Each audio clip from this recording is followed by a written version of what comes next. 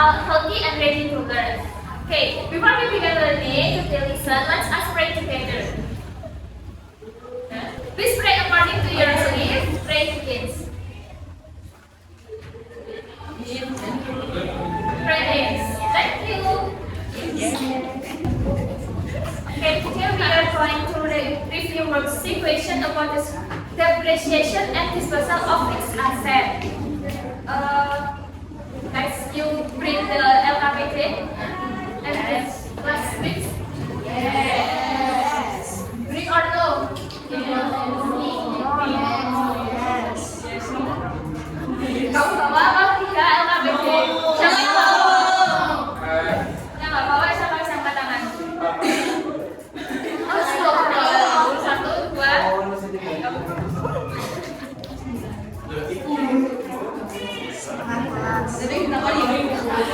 Okay, no problem. We will also learn the meaning of depreciation. Melanjutkannya pertemuan minggu kemarin juga. Nah, the next material new material yaitu apa? Yang kemarin depresi, amortisasi. Oke, betul. Kita terus ini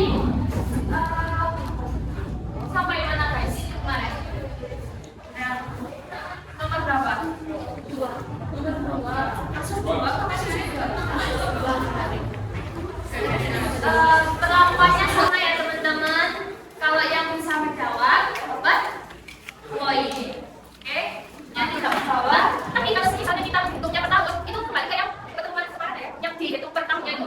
Kayak misalnya tahun 2000 berapa? Tadi tahun 2020 berarti 12 kali sekian itu. Lalu siapa yang terakhir? Itu. Apa tangan? Yang mau jawab itu? Salah.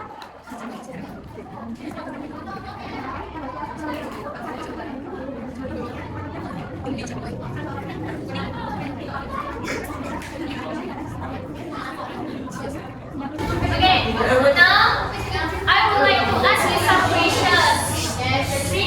The three questions who answer can apply for them. Okay, which account is used to record depreciation?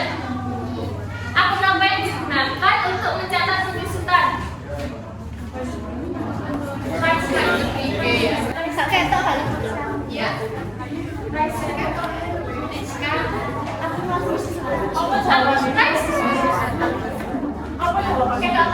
Oke, silakan.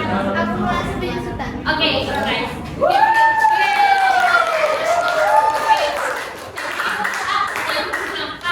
Untuk mencatat penyusutan, jelas ya kalimatnya penyusutan. Jadi akunnya adalah apa? Akumulasi penyusutan. Bahasa Inggrisnya apa? Translation depreciation. Okay. The next question: if the selling price is lower than book value, is this a gain or a loss? Gain or loss? Jika loss, capital give a dana a loss. Okay, the next question: why does a company need to record depreciation? Mengapa perusahaan perlu mencatat penyusutan? Mengapa perusahaan perlu dan wajib answer my question? Bisa cari. Oh, punya sih. Nice and please. Kenapa perusahaan harus wajib mencatat penyusutan? Contohnya,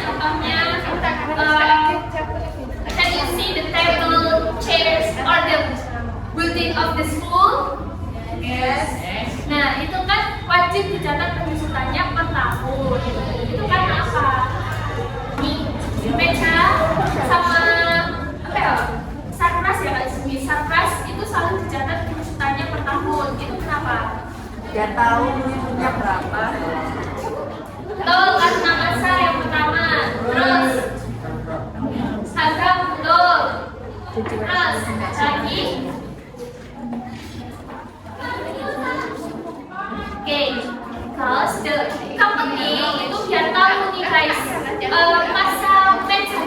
berapa tahun sih efektifnya? Nanti kalau meja ini dipakai 50 tahun kan tidak mungkin, karena pasti akan rapuh bersama cara yang berbeda. Itu ya. Contohnya gedung sekolah ini. Setelah 10 tahun pakai, setelah enough for the company use, the company can will kayak dijual lagi gitu loh. Mesinnya itu direkajakan atau dijual. Education guys? No. Oke, no ya.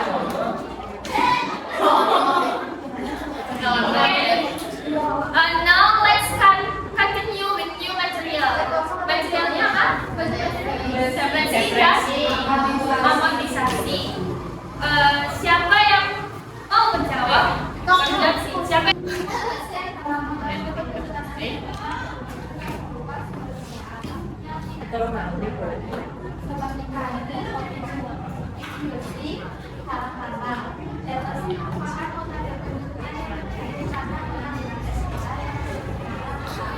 Oke, betul.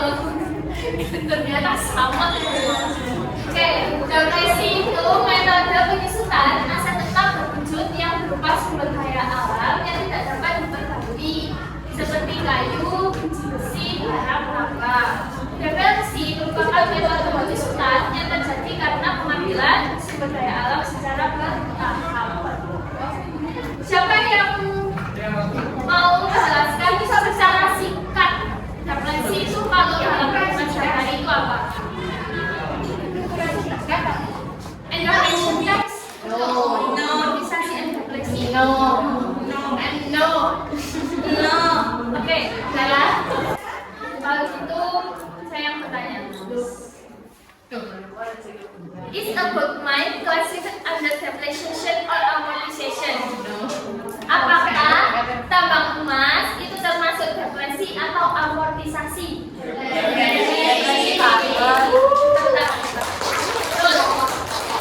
Lanjut. Is a trademark takeable or intakeable? Apakah merek dagang itu termasuk berwujud atau tidak berwujud?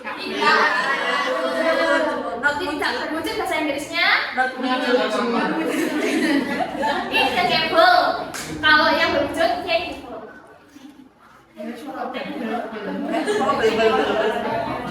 Oke, lanjut. Ini yang bisa menjawab. Next time ya. What is the difference between depreciation and amortization?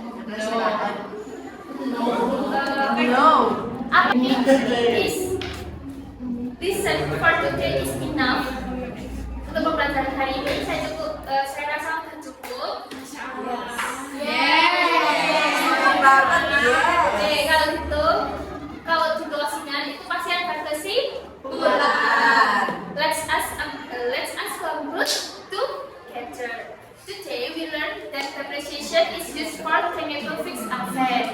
Jadi hari ini kita belajar bahwa penyusutan digunakan untuk aset itu tetap berwujud. Dan kalau amortisasi digunakan untuk aset yang tidak berwujud. Terima kasih. Wassalamualaikum warahmatullahi wabarakatuh.